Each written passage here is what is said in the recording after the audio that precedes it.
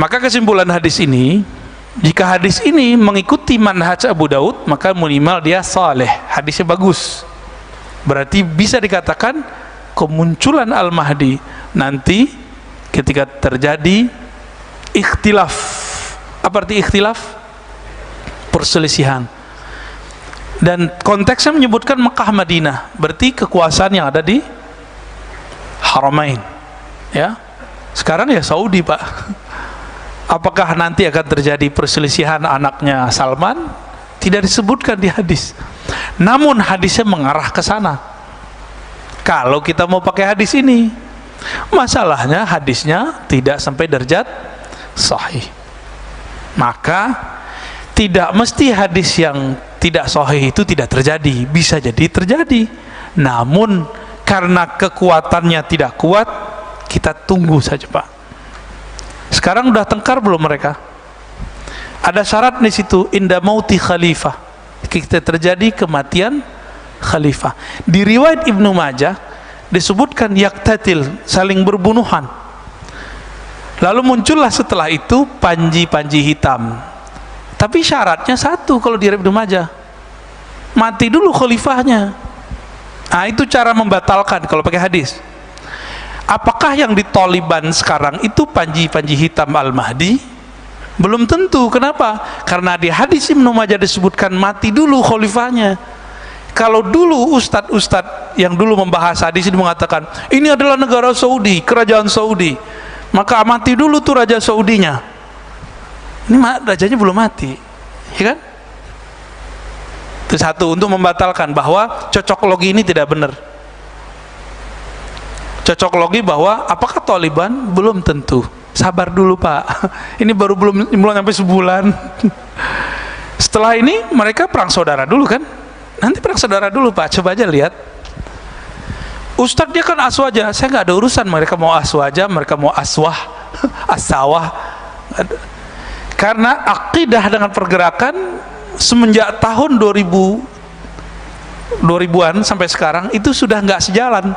Ada orang akidahnya Ahlussunnah, Asy'ariyah, Maturidiyah, mazhab Syafi'i. Pergerakannya pergerakan Khawarij banyak sekarang. Ya. Ciri-cirinya itu saja, gampang benci, gampang melarang orang, beda politik kafir atau beda politik sesat. Minimal itu, beda politik neraka. Ini udah kena Khawarij. Akidah dia awalnya Ahlussunnah, tapi rusak oleh persoalan politik. Saya nggak kunut, Bapak, Pak Dokter kunut. Itu kita beda iman nggak, Pak? Neraka surga nggak? Iya apa nggak? Ini beda cara sholat loh. Beda cara sholat, neraka nggak? Beda politik, neraka nggak? Kalau cara sholat boleh beda, kenapa politik nggak boleh beda? Kenapa muamalat nggak boleh beda? Muamalat masalah bisnis, transaksi. Kalau riba pasti haram. Tapi GoFood, GoPay gimana, Pak? Penikmat ya Pak Bambang ya.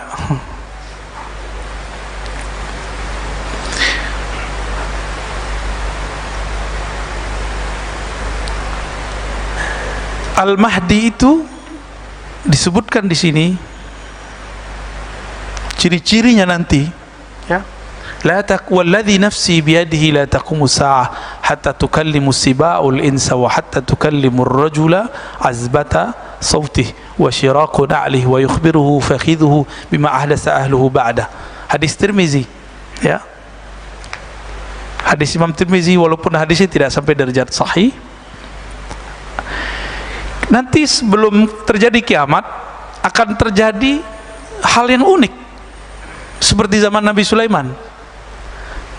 Tukallimus siba al-ins, binatang buas berbicara kepada manusia. Gimana tuh Pak ceritanya? Mungkin nggak? Ah, ini ahwal akhir zaman nanti. Bapak masih ingat hadis yang menyebutkan bahwa di akhir zaman ketika perang antara Dajjal dan Al-Mahdi, pohon-pohon, bebatuan berteriak, wahai umat Islam, di sini ada Yahudi, di sini ada musuh Allah. Ada kan hadisnya? Hadisnya sahih, hasan lah minimal, kalau kita gabung-gabung jadi sahih dia. Itu gimana cara dengernya, Pak? Emang pohon pernah kursus bahasa Arab atau bahasa Indonesia? Hah? Pakai apa itu? Nggak mungkin itu bahasa seperti ini, nggak mungkin.